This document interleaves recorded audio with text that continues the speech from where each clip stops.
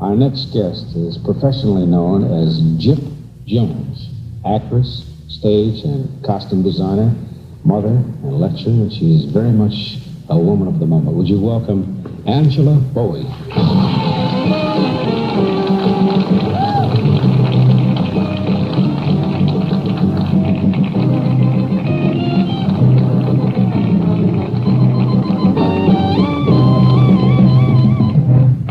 Okay. Well, I was just wondering what could possibly follow me reading, and we've come up with the right thing. You mean my gown? Yeah, it's really lovely. But those kind of gowns, when you sit down, the wire in them makes them just flip right up. There's no wire Turn down around in my uniform. Make her turn around in her gown. I must comment on the pictures that I saw. I can't really tell which one is the man and who's the woman, the pictures of them. You can't? No.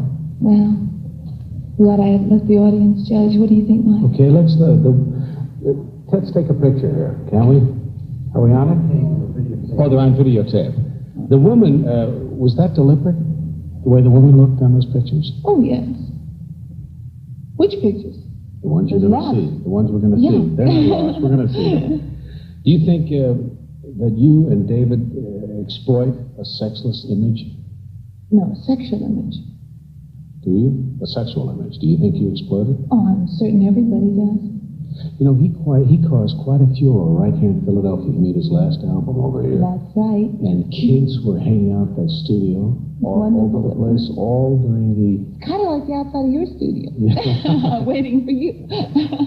But this image, is it a put-on? No. It's for real. Yeah, you have to define his image, so it gets complicated. Well, for those, I don't know who would not know about his image. He's such a popular young man. Yeah. And he's an entertainer. So. Is it true that he's going to maybe portray Frank Sinatra in a movie? Well, I know that it's been mentioned. I don't know. You know, I'm sure it's sort of in the very preliminary discussion stage. I wonder what Frank Sinatra would say. I don't know. I'd like to hear, though. I really would. I know what he'd say. But what would he say, Eddie? No. You can talk to Julie. I'm sure that's an inside joke. But David's private life has become, through the press, really something that is kind of blown out of proportions. Do you think? Or is that... How do you feel about his acknowledging his bisexuality? Well, I think it probably was very helpful to a lot of people. Because a lot of people were able to come out of the closet as a result. Mm-hmm. I mean, everybody really ought to tell the truth, because once you tell the truth, then everything after that is simple. So for him to say that was just true at the time. And somebody asked him, so he tells the truth. Now, I don't know how to put this tactfully, but is it true that you never would have met David had you both not been involved with the same man? Absolutely true. A wonderful Chinese gentleman. Yes. Now, how did you meet? Well, this man was very charitable, and he thought we deserved each other.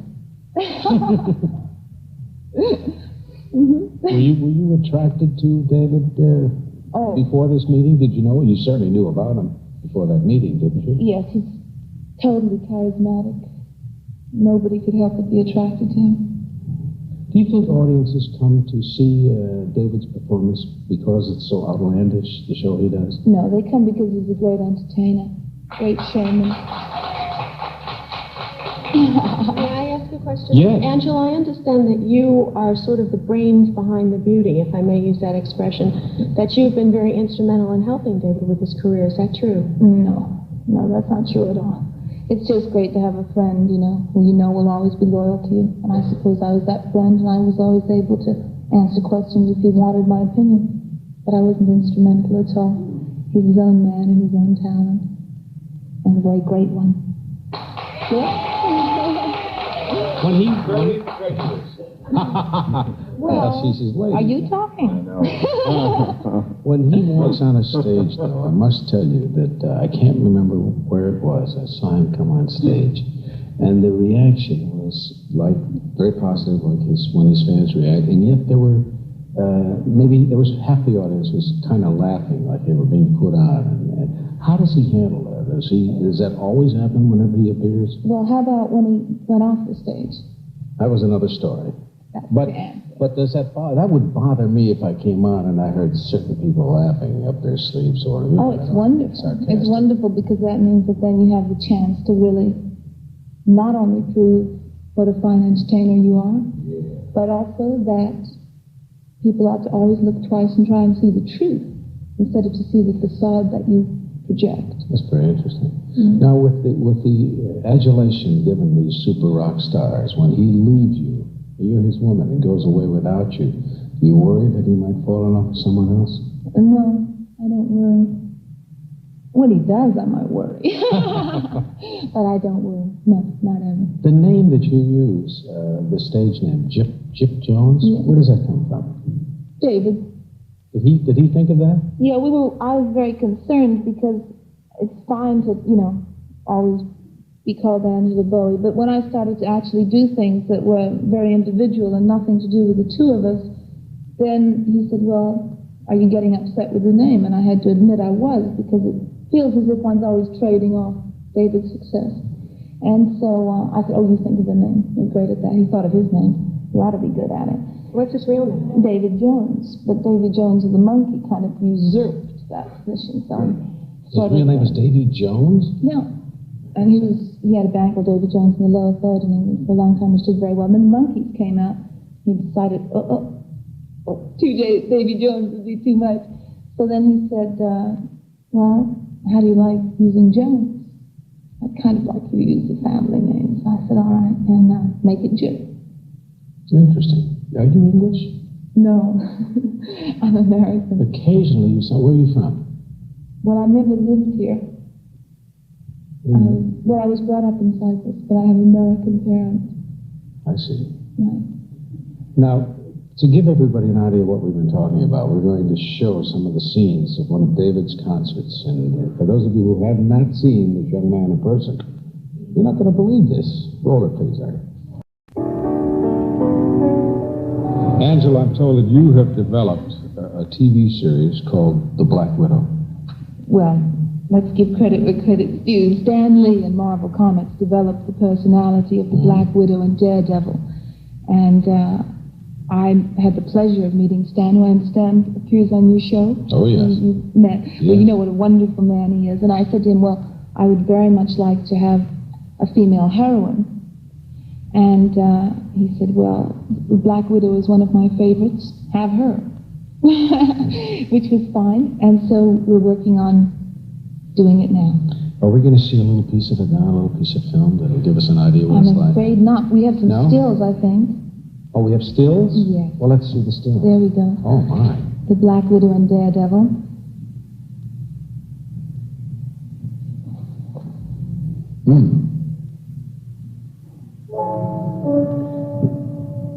This is based on Wonder Woman, isn't it? No, this is the Black Widow and Daredevil, which is the Marvel's version. I think the other one, I don't want to say which company it is because I never get it right. But the other one was, the character was purchased by Warner Brothers, and I actually did a test for the pilot, which they were going to do of Wonder Woman. But I'm afraid I got into a lot of trouble over there. Why? Well, you see, these pictures that we did were photographs that I did just as a compliment to the director and the producers for inviting me to come to Hollywood and test. And I think they were very upset. They tried to explain to me that it was supposed to be a female liberation time slot. I'm sure it was later filled by policewoman. And so they had Wonder Woman in Levi's and a white cashmere sweater, which was her action suit. And when I put on the cashmere sweater and came in, jumping over the wall, they said, good gracious, we can see your chest. You'll have to wear a bra. And I said, all right, if you can find one small enough, I'll be glad to wear it. And they found something, and it looked so horrible. I said, I really don't want to wear this. And he said, oh, we'll wear it. And by this time, the writer was getting very upset. He thought that there should be no question whether Wonder Woman, as an all-American girl, would wear a bra. How many people have got bras on? Oh, gracious, I guess it is all-American. So we fell out at that particular point. But it didn't really make any odds. We had a good time. I like what your husband David said when he saw that picture of you as Wonder Woman. He said she is a what? Some kind of a winged tramp with a heart of gold. What did he mean by that? Well, I hope he meant I was trampy enough to carry it off, but I don't think so.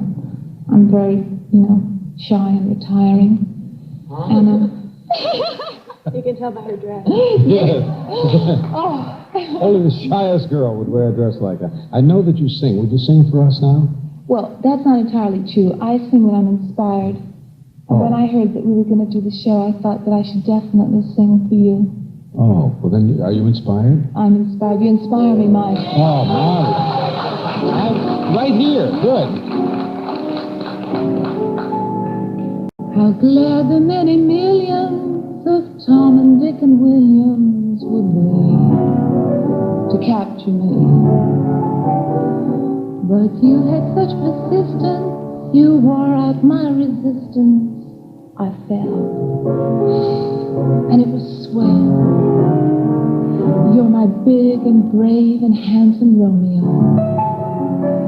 How I won you I shall never, ever know. I guess 'cause you're attractive, that's why my heart grew active when you came into view. I've got a crush on you, sweetie pie, all the day and night time, hear me cry. I never had the least notion that I could fall with so much emotion. Could you care what a cunning cottage we could share? The world will pardon my mush, 'cause I have got a crush, my baby, on you. You should read my knee now. Could you care what a cunning cottage we could share? The world will pardon my mush, 'cause I have got a crush, my baby, on you. That's Angela Bowie. We'll be right back. I don't want this to go unsaid because Cynthia and I were talking with Angela on the break. I wondered about the young people, how they, whether it's printed or not, how they find out where these rock stars are every breathing moment. I mean, if they're recording, where the studio is, and they're there. I'll tell you a wonderful Is there story. an underground of some The kind? best thing was this. We have very close and devoted fans in Philadelphia. And we were on location in Mexico. David was doing his film. He'd been there for about 4 weeks. And suddenly, we look, and there are 4 fans from Philadelphia who were at all our shows. A special mention, Lenny and Joe, everybody. We couldn't believe seeing you in New Mexico. That's astonishing. And they just arrived, and they stayed for the duration of the film, which was like another 6 weeks. And were wonderful and helpful and just fabulous. It made David feel so good being in a different medium, trying film for the first time, and to have people so devoted that they'd come from so far. Cynthia asked you how long you've been married to David. You said, what, 5 years? 5.5 years. And tell everyone how much time, this would knock us, how much of the time do you spend with him in a year? Probably, if you added it all up, about 3 months. And you've only been married about 12 months. Really, why, Cynthia asked that, why are you married if you can't be with somebody? Well, Why don't you want to be with them all the time? That's even a better question. Well, see, I don't know. People get married for different reasons. You know, David and I got married because we had a basic, I suppose, insecurity, and we fulfilled that in each other, you know. It's very secure to know you've got a family, you know, that adore you, that you can call up and will arrive whenever you want them around. But I'm very independent, and David's even worse. Well, when you're not with them, what do you do? Oh, get around, Mike. Do a few TV shows. Do Oh. you and David have what's called an open marriage? What in the hell is that? Well, apparently, just as you say, the two of you get around, each on your own. Certainly, my dear. There's no point, in sort of not trying it out while you still got the physique. I'd hate to think I missed out all those years. Well, now I'm going to go to Eddie Fisher. He's a co-host. He's a co-host. No. I want to tell you, for a second, I want to tell you something. I have enjoyed this. You are my friend. You're comfortable here, and I'm comfortable having you here. And thank you for making your comeback on this show, Eddie. And I want to thank our other co-host for today, Cynthia Tibbers from the National Enquirer, who was terrific. And I want to thank Gypsy Rose Nee and all her little caps. No. And Angela Bowie. Thank you for being here.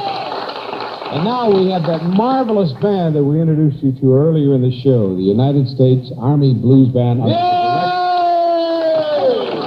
Gentlemen, take us home.